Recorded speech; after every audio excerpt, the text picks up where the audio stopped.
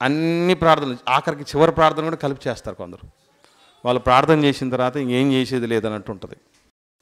అందరి ప్రార్థనలు దేవుడు వింటున్నాడు, మర్చిపోకండి. ఏ సందర్భం కొరకు, ఏ పరిస్థితి కొరకు మనం ప్రార్థన చేస్తున్నామన్న స్పృహ మనకు ఉండాలి. కొందరు నేను ప్రార్థన చేస్తున్నప్పుడే వచ్చి నా చెవు ఉరుకుతారు. ప్రార్థన చాలించిన తర్వాత మాట్లాడాలి, ఏదన్నా మాట్లాడాల్సింది ఉంటే. ప్రార్థన మాత్రం చచ్చినట్టు నేర్చుకోవాల్సిందే, నేర్పాల్సిందే.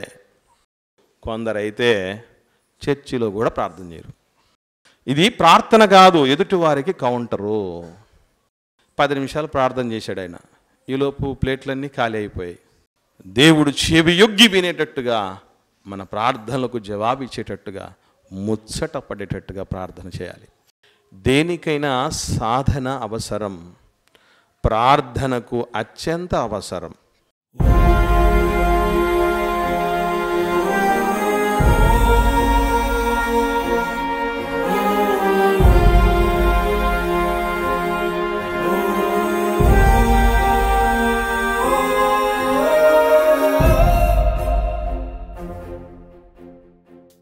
గడిచిన వారంలో ప్రార్థన గురించినటువంటి అనేకమైన ప్రాథమిక విషయాలు నేర్చుకొని ఉన్నాం. ఈరోజు కూడా మనం మరిన్ని శ్రేష్టమైన సంగతులు నేర్చుకునే ప్రయత్నం చేద్దాం. సందేశం వినడానికి ముందుగా మీకు అందరికీ నా యొక్క విన్నపం, దేవుడంతటి మహనీయుడే దేవుని పిల్లల ద్వారా వేడుకున్నాడట. కాబట్టి మేము ఆయనతో పోల్చినప్పుడు ఏమాత్రం పోళ్ళం. నేను కూడా మిమ్మల్ని వేడుకుంటున్నా, సందేశాన్ని జాగ్రత్తగా వినండి. విన్న తర్వాత దేవుడు కోరుకున్నట్టుగా ఇది వరకు మనం ప్రార్థన చేయకుంటే, ఇక మీదట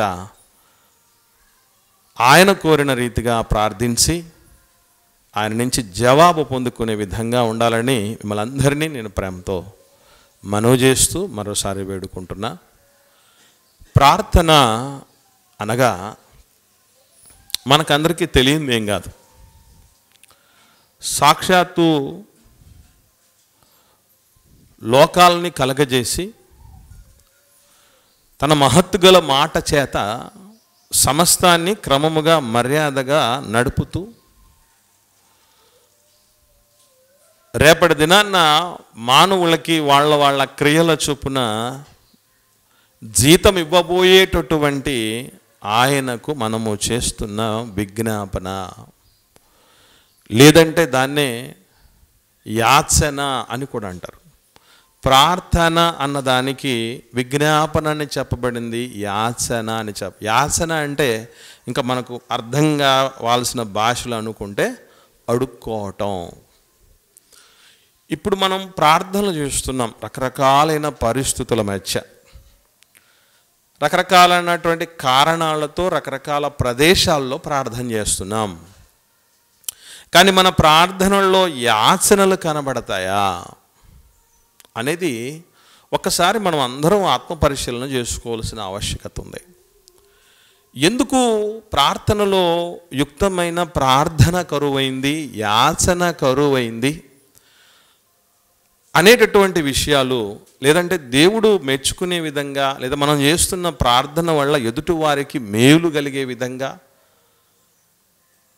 వారు బలపరచబడే విధంగా, సమాధానపరచబడే విధంగా, తెప్పరిల్లే విధంగా మనం చాలామంది ప్రార్థన ఎందుకు చెయ్యలేకపోతున్నాం అన్నటువంటి విషయాన్ని ఆలోచన చేస్తే, దేనికైనా సాధన అవసరం, ప్రార్థనకు అత్యంత అవసరం.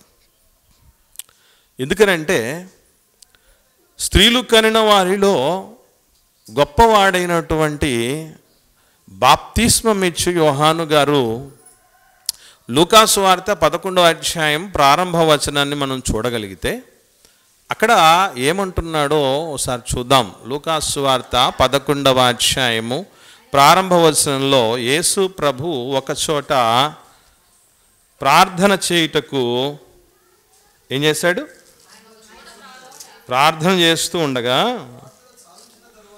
యేసు ప్రభు ప్రార్థన చాలించిన తర్వాత ఆయన శిష్యుల్లో ఒకడు ప్రభువా, ఇక్కడ చాలా మంచి విషయం ఉంది. అదేంటంటే నేను ఇదివరకే చెప్పాను, ఇన్స్ట్రక్షన్స్ ఇచ్చాను పిల్లలకి. ఏమనంటే ప్రార్థన చేసేటప్పుడు ఎవ్వరు ఏ పని చేయకూడదు. కొందరు నేను ప్రార్థన చేస్తున్నప్పుడే వచ్చి నా చెవు ఉరుకుతారు. మనం ప్రార్థన చేస్తూ ఉండగానే పిల్లలు వస్తూ ఉంటారు, మాట్లాడుతూ ఉంటారు, మీతో మాట్లాడుతూ ఉంటారు, వాళ్ళు కళ్ళు మూసుకోరు. ఇదంతా ఎందుకనంటే కేవలం దాని గురించినటువంటి ప్రాముఖ్యత మనకు తెలియకపోవటం, మన పిల్లలకు తెలపకపోవటం వల్ల. ఎప్పుడు మాట్లాడుతున్నారట శిష్యులు? యేసుప్రభుతో ఎప్పుడు మాట్లాడుతున్నారట? ప్రార్థన చాలించిన తర్వాత ఆయన శిష్యుల్లో ఒకడు.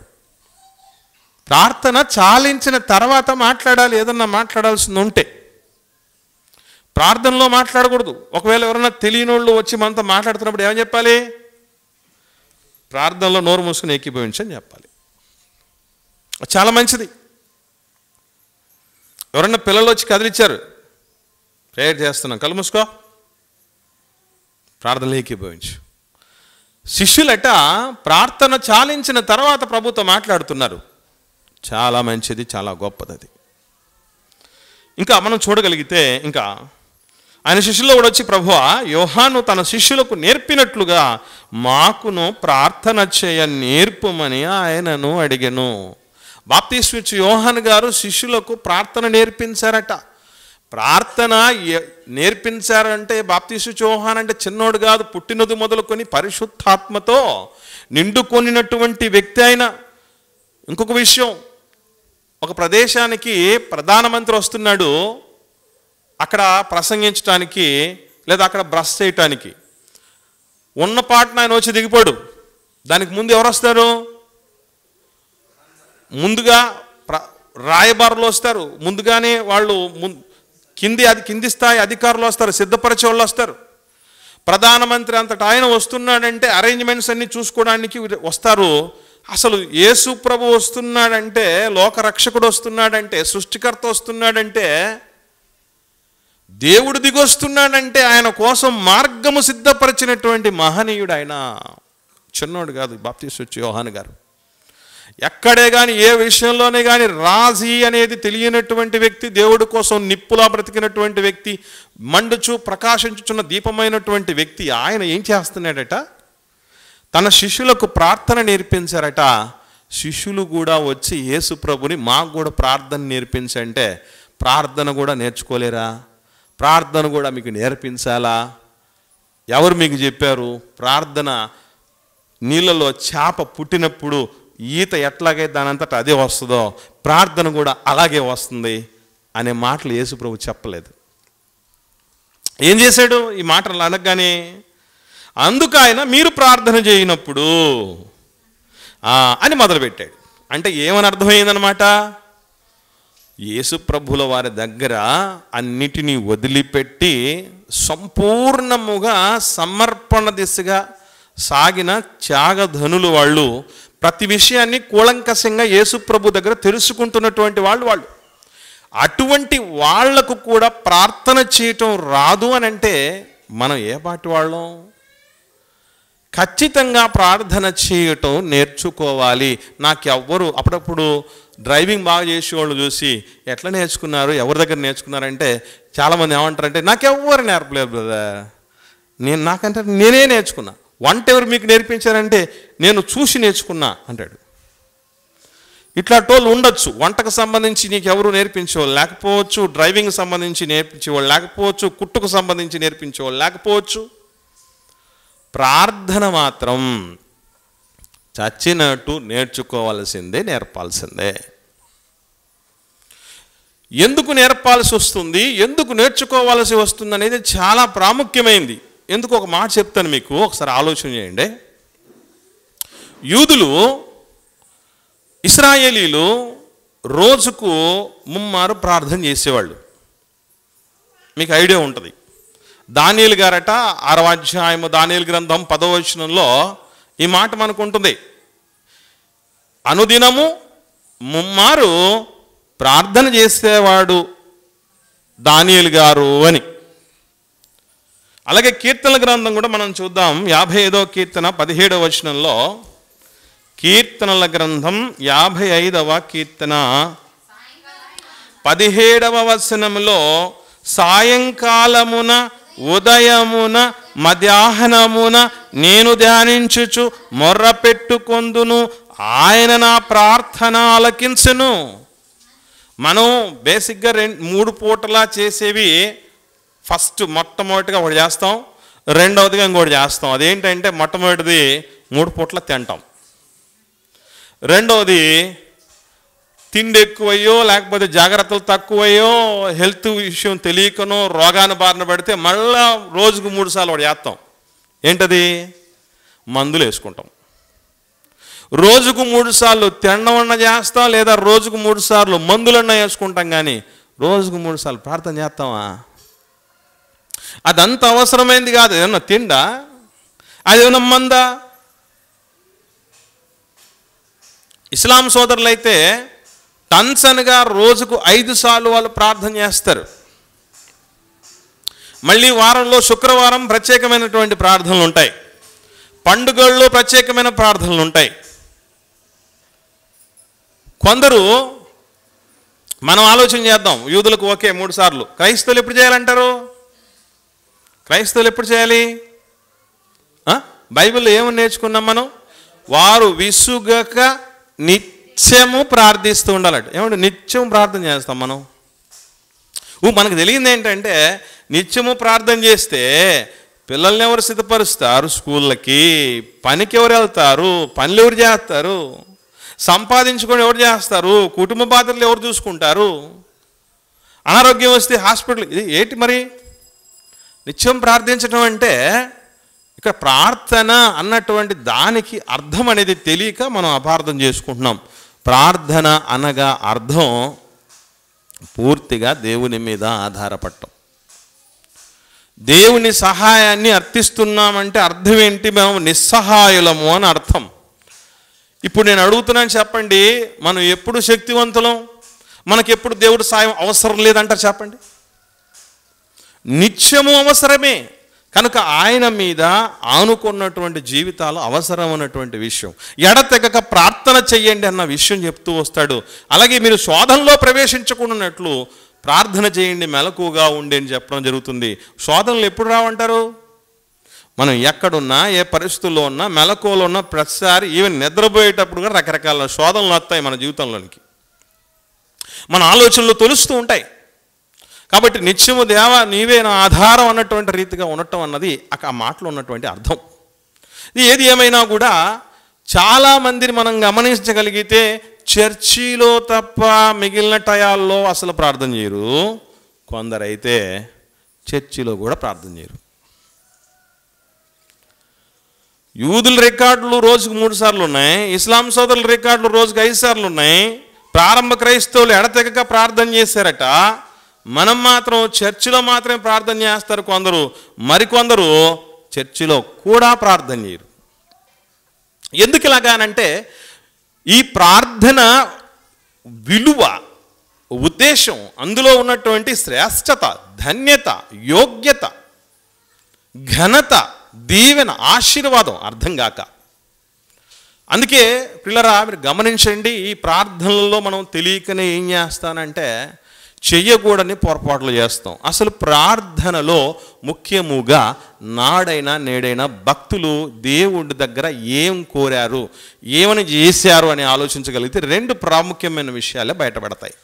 మొట్టమొదటిది ఏంటంటే వారు గతకాలంలో చేసినటువంటి పాపములు, అపరాధములు, దోషములు దేవుడి సన్నిధిలో ఒప్పుకుంటూ దాన్ని విడిచిపెట్టడానికి పశ్చాత్తాపపడుతూ చేసిన ప్రార్థనలు కనబడతాయి. ఈరోజు మనం చేస్తున్న ప్రార్థనల్లో ఇటువంటివి ఉన్నాయా? ఒకసారి మనం చూద్దాం బైబిల్లో ఎటువంటి పరిస్థితులు ఉన్నాయో చూడగలిగితే ప్రియులారా. ఎజ్రా గ్రంథం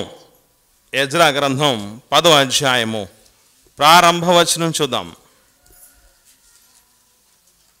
ఎజ్రా గ్రంథము 10వ అధ్యాయము ప్రారంభ వచనం చూడగలిగితే, ఎజ్రా ఏడ్చుచు దేవుని మందిరము ఎదుట సాష్టాంగపడుచు పాపమును ఒప్పుకొని ప్రార్థన చేసెను. అసలు ఎజ్రా గారు ఎంతటోడు అనుకున్నారు, ఎంత గొప్పోడు అనుకున్నారు, ఆయన తీసుకున్న నిర్ణయాలు ఎంత గొప్పో తెలుసా అండి. ఇశ్రాయేలు సమాజములో ఆనాటి కాలంలో ఉన్నటువంటి శాస్త్రులు, పరిసయ్యులు, ధర్మశాస్త్రోపదేశకులను శాస్త్రులు అనేవాళ్ళు. ఆనాటి కాలంలో కానీ రానున్న తరాల్లో కానీ ముందటి తరాల్లో కానీ ఆదర్శప్రాయుడైన శాస్త్రి ఆయన. అంత మాత్రమే కాదు, 7వ అధ్యాయం 10వ వచనంలో శాస్త్రి గారి గురించి, ఎజ్రా శాస్త్రి గారి గురించి రాయబడిన అద్భుతమైన విషయాన్ని మనం చూడగలిగితే, ఎజ్రా యెహోవా ధర్మశాస్త్రమును పరిశోధించి దాని చొప్పున నడుచుకొనుటకు, ఇశ్రాయేలులకు దాని కట్టడల విధులను నేర్పుటకు దృఢ నిశ్చయము చేసుకున్నటువంటి వాడు. దేవుడి మాటల్ని, దేవుడి గ్రంథాల్ని ఏదో ఆషామాషిగా చదివి వెళ్ళిపోయేటటువంటి వాడు కాదట. మనలాగా బంగారు వాక్యం అని చదువుకుని వెళ్ళిపోయాడు కాదట. లేదంటే చర్చిలో మాత్రమే బైబిల్ నడిచేవాడు కాదట. ఆయన పరిశీలనగా చదివి దాన్ని పాటించి ఇజ్రాయేళ్లకు నడవడానికి నేర్పించినటువంటి దృఢ నిశ్చయం చేసుకున్నటువంటి వాడు ప్రార్థన ఎంత మాదిరిగా చేస్తున్నాడంటే, దేవుడి సన్నిధిలో తన పాపాలు ఒప్పుకొని ఏం చేస్తున్నాడట, ప్రార్థన చేస్తున్నాడు. ప్రజల్ని ఏమని మాట్లాడుతున్నాడు, ఏమని రిక్వెస్ట్ చేస్తున్నాడు చూడండి 11వ వచనం. కాబట్టి ఎజ్రా గ్రంథం 10వ అధ్యాయం 11వ వచనంలో, ఇప్పుడు మీ పితరుల యొక్క దేవుడైన యెహోవా ఎదుట మీ పాపాలను ఒప్పుకొని ఆయన చిత్తానుసారముగా నడుచుకొనుటకు సిద్ధపడండి. దేవుని చిత్తం ఏమై ఉండి ప్రార్థనలో అంటే, మన పాపాలను ఒప్పుకొని పశ్చాత్తాప పడటం అనేది ఉంటుంది. మనం ఎప్పుడు గట్టిగా ఘనంగా చెప్తూ ఉంటాం, ఏమని పాటలు కూడా అంటాం. ప్రార్థన వినడు పావనుడు అనే పాటలో ఏమని అంటాం, సుంకరి ప్రార్థన నేర్పుమయ్యా అని.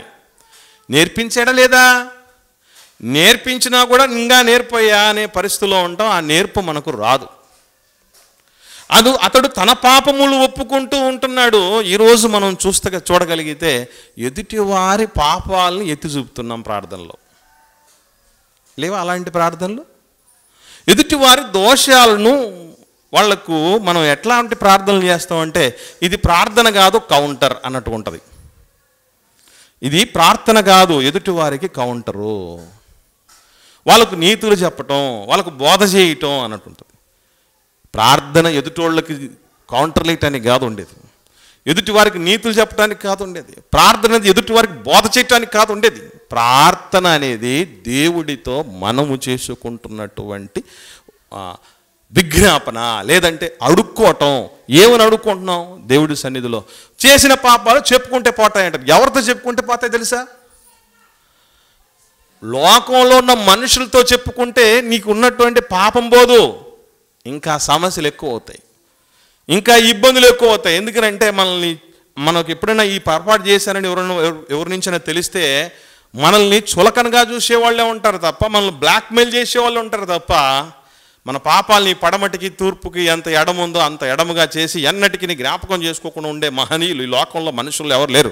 అందుకే చేసిన పాపం దేవుడితో చెప్పుకొని ఒప్పుకొని తప్పుకుంటే కనికరం పొందుతాం. అందుకే ప్రార్థన చేసేటప్పుడు మనం గుర్తుపెట్టుకోవాల్సింది ఏంటంటే, నాయనా నా పరిస్థితి ఇది అని పశ్చాత్తాపంతో నిండుకున్నటువంటి ఆర్ద్రత కలిగినటువంటి హృదయాలతో ప్రార్థించాలి. ఈరోజు ఏంటో మనలో కూడా ఎట్లాంటి వాళ్ళు తయారయ్యారని అంటే, ప్రార్థన చేసేటప్పుడు ఆ ఆర్ద్రత, ఆ పరిస్థితి కనబడదు, ఆ పశ్చాత్తాపాలేం కనబడవు. అంటే మనం అందరం పూర్తిగా అన్ని విషయాల్లో బాగా పర్ఫెక్షన్లోకి వచ్చేసినట్లా చెప్పండి. ఇప్పుడు వాక్యముతో ఉదక స్నానం చేయిస్తూ ఉన్నట్టు యేసు ప్రభు ఎందుకు అవసరం? రోజు అవసరమా? రోజు అవసరమా?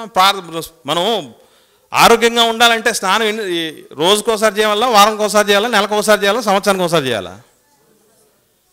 రోజుకోసారి. కరోనా లాంటి వ్యాధులు ఉన్నాయనుకోండి, ఇట్లాంటి పరిస్థితి ఇంకా ప్రమాదకరమైన ఉన్నాయనుకోండి, రోజుకు 2 సార్లు 3 సార్లు కూడా చేయాలి. ఇప్పుడు శరీరానికి సంబంధించి, ప్రాణానికి సంబంధించి సంకట పరిస్థితులు లాంటి కరోనా ఎప్పుడు వచ్చింది? కానీ ఆత్మీయంగా ఎన్నో ప్రమాదకరమైన పరిస్థితులు ఏనాడో లోకంలోనికి రంగప్రవేశం చేశాయి. అందుకోసం మనం నిత్యము దేవుడి సన్నిధిలో తెలుసో తెలియకో జరిగించినటువంటి పొరపాట్లు ఉంటాయి. దీన్ని మళ్ళీ అడ్వాంటేజ్గా తీసుకోకండి. ఎవరు ఎట్లాగో పొరపాట్లు చేస్తామన్నాం కనుక చేసేద్దాం అన్నట్టు ఉండకూడదు. ఇటువంటి వాటి విషయంలో మనం నిత్యము బెండ్ అవుతూ మౌల్డ్ అవుతూ దేవుని సత్యవాక్కుల ద్వారా దేవుడి యొక్క కరుణతో, కృపతో, ఆయన జాలితో, దయతో, ఆయన వాత్సల్యతతో మనం మన పాపాలకు సంబంధించి ప్రక్షాళన చేసుకుంటూ ఉండగలగాలి. ఇది మన ప్రార్థనలో కనబడాలి. నెహెమ్యా గ్రంథం కూడా చూద్దాం.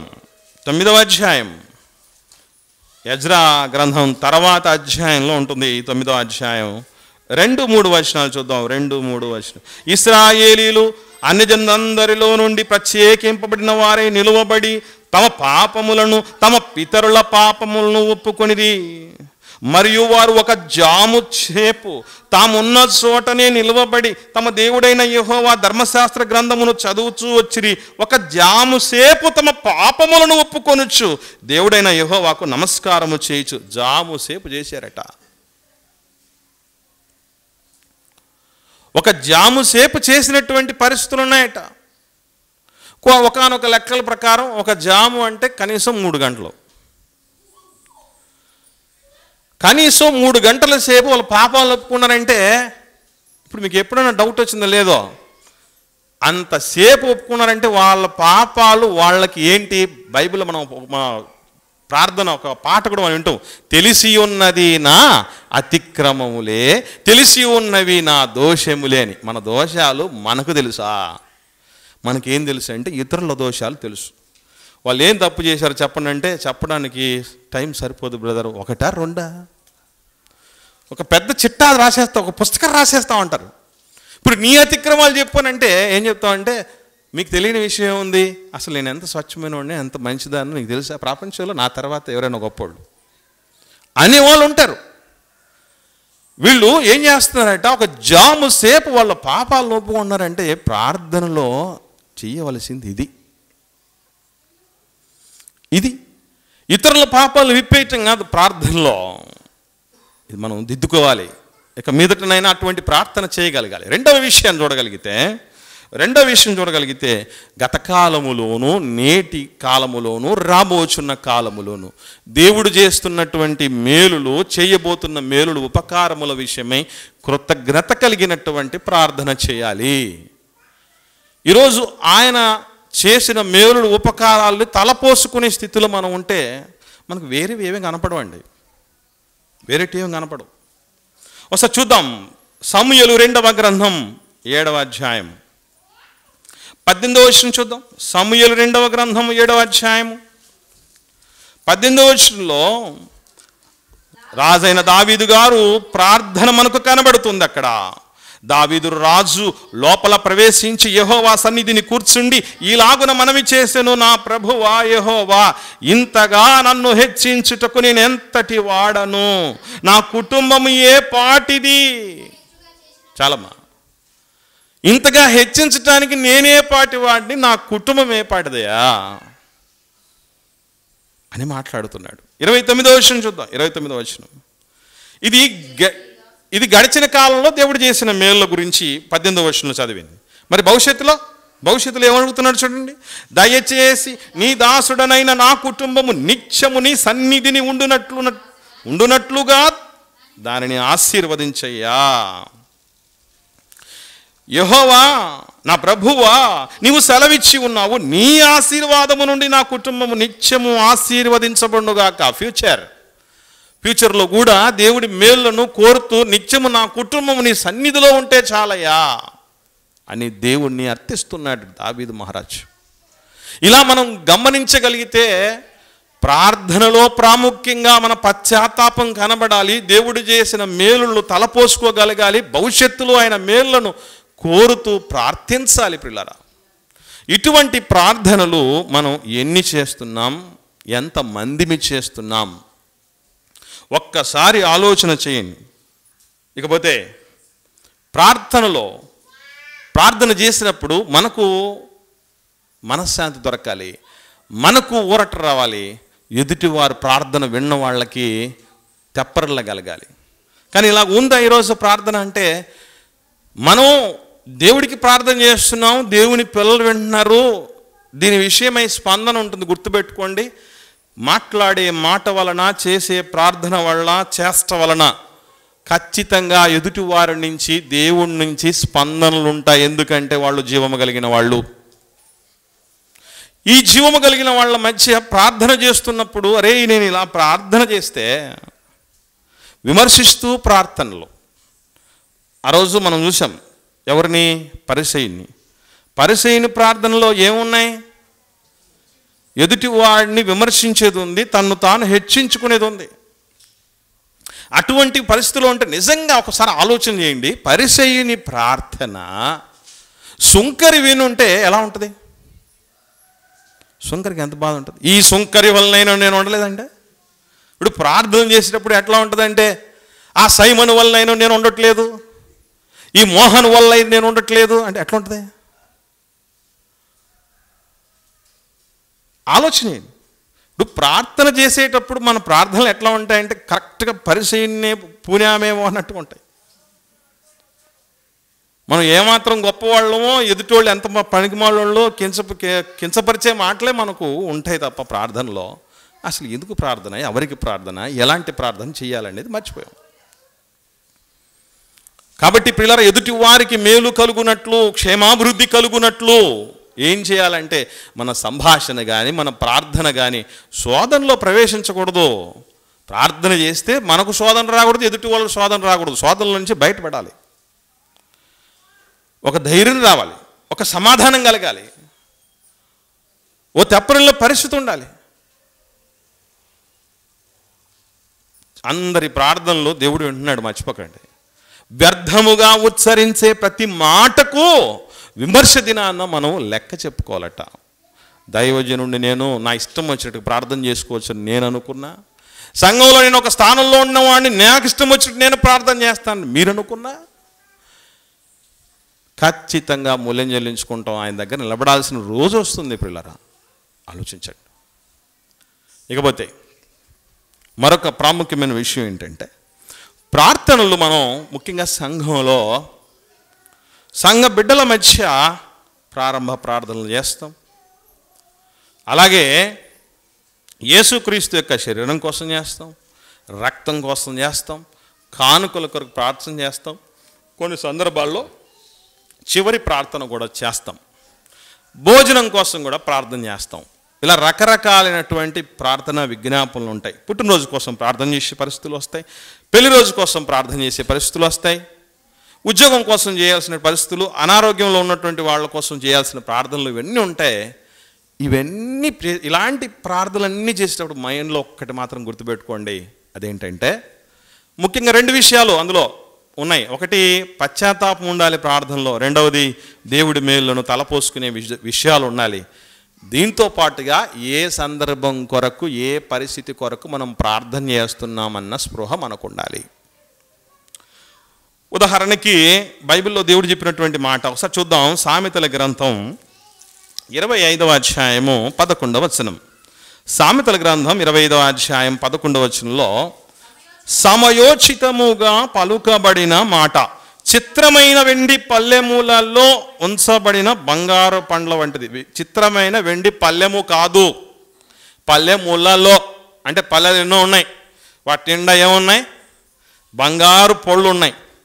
అంటే మన నోట్లో నుంచి వచ్చేటటువంటి ప్రతి పండు మధ్యలో నుంచి వచ్చే ప్రతి మాట ఎట్లుండాలంటే బంగారు పళ్ళు లాంటిది ఉండాలి.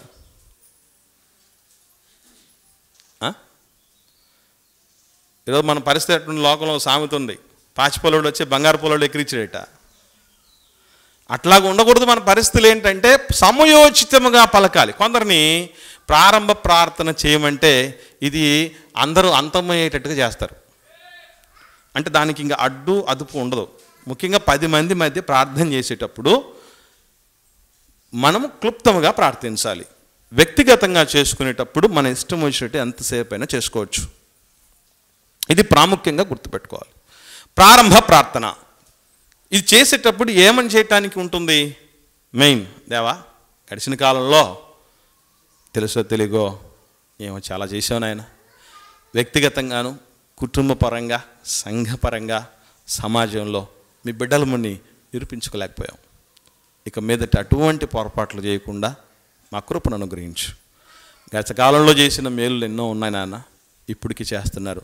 భవిష్యత్తులో కూడా మీరు లేకపోతే మా వల్ల కాదు. ఆరాధనకు వచ్చాం. దేవా, ఆరాధనలో ఈ 5 విషయాలు ఉన్నాయి. ప్రార్థనలో, కీర్తనల్లో, అపోస్తలుల బోధలో, ప్రభు బల్ల కార్యంలో, కానుకల భాగంలో మాకు తోడై నడిపించండి. మీ సన్నిధిలో మేము జాగ్రత్తగా ప్రవర్తించినట్లు, మీ మాటలను మరి విశేష జాగ్రత్త కలిగి విని దాన్ని అనుసరించి జీవించినట్లు మమ్మల్ని బలపరించండి, నడిపించండి. క్రీస్తు ద్వారా ఈ ప్రార్థన మీకు సమర్పిస్తున్నాం తండ్రి. అయిపోయింది. ప్రారంభ ప్రార్థన. ఇది ప్రాముఖ్యమైనది. ఇందులో రెఫరెన్సులు చెప్పేవాళ్ళు కొంతమంది, రెఫరెన్సులు ఫలానా సెక్షన్ ప్రకారంగా అన్నట్టు చెప్తారు చూసారా, అట్లా రెఫరెన్స్ చెప్పేవాళ్ళు. అది మంచిది కాదు పిల్లరా. నేను అందుకే మీకు ప్రారంభంలోనే చెప్పా, మారదాం, మనందరం మారదాం. ప్రాముఖ్యంగా తండ్రితో చేస్తున్న ప్రార్థన గనక, దేవుని బిడ్డల మధ్య చేస్తున్నటువంటిది కనుక, ప్రతి దానికి లెక్క ఉంటుంది కనుక, దేవుడు చెవియొగ్గి వినేటట్టుగా, మన ప్రార్థనలకు జవాబు ఇచ్చేటట్టుగా, ముచ్చట పడేటట్టుగా ప్రార్థన చేయాలి. ఇది ప్రారంభ ప్రార్థన. ఇక ప్రభు బల్ల గురించి ప్రార్థన చేయమని చెప్పినప్పుడు వెంటనే ఎక్కడికి వెళ్ళాలి? దీంట్లో ప్రారంభ ప్రార్థన కలపకూడదు. కొంతమంది ప్రారంభ ప్రార్థన కూడా కలిపేస్తారు ఈ బల్లలో. అందుకే ఇది ప్రారంభ ప్రార్థన ప్లస్ బల్ల ప్రార్థన అయిపోద్ది. ప్రారంభ ప్రార్థన అయిపోయింది, అందరం ఏకీభవించాం, సరిపోయింది. ప్రభు బల్ల దగ్గరికి వచ్చినప్పుడు గుర్తుపెట్టుకోవాల్సినటువంటి విషయం, ఆయన దేహం పాప శరీరాకారంతో రాబడింది. మనలాంటిదే, రక్తమాంసంలో పాలిభాగస్తుడైనటువంటి పరిస్థితులు ఆయన ఉన్నాయి. అయినను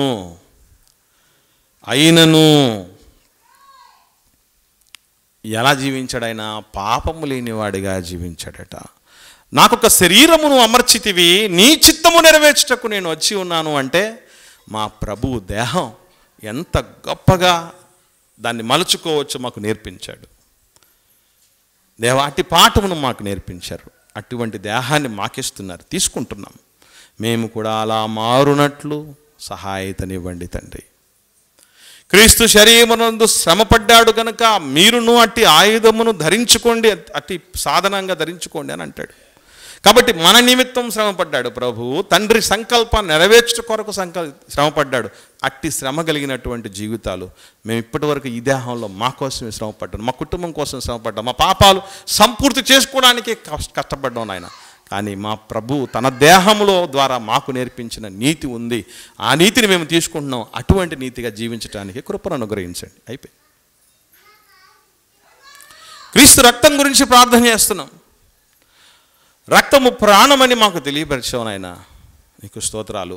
ఈ రక్తం ఉండినప్పుడే, ఈ ప్రాణం ఉండినప్పుడే మేము పాపాలను మూట కట్టుకుంటున్న స్థితిలో ఉన్నప్పుడు మీరు మమ్మల్ని కరుణించి మా స్థానంలో మీ కుమారుని పంపించి ఆయన రక్త తర్పణ ద్వారా, ఆయన ప్రాణార్పణము ద్వారా మాకు ఇచ్చిన విమోచనను బట్టి స్తోత్రాలు.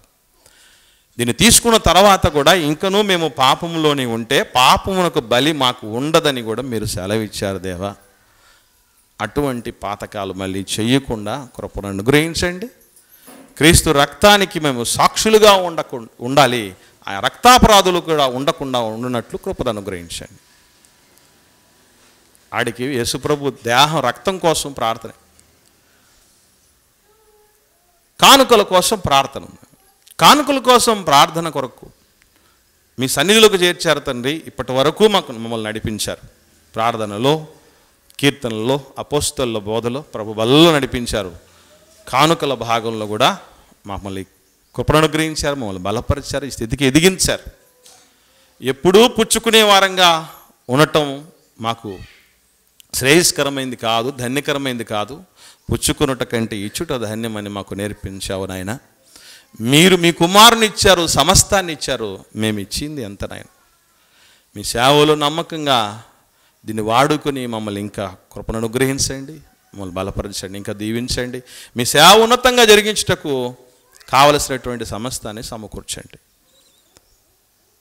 ఈ కానుకను మీ మహిమ కోసం సంఘం ఉపయోగించినట్లు దేవా వారికి జ్ఞాన హృదయాన్ని ఇవ్వండి. కానుకల ప్రార్థన అయిపోయి, కానుకల ప్రార్థన చేయమంటే ప్రారంభ ప్రార్థన, ప్రభు బల ప్రార్థన, అన్ని ప్రార్థనలు, ఆఖరికి చివరి ప్రార్థన కూడా కలిపి చేస్తారు కొందరు. వాళ్ళు ప్రార్థన చేసిన తర్వాత ఇంకేం చేసేది లేదన్నట్టు ఉంటుంది. అలా ఉండకూడదు మనం ప్రార్థన.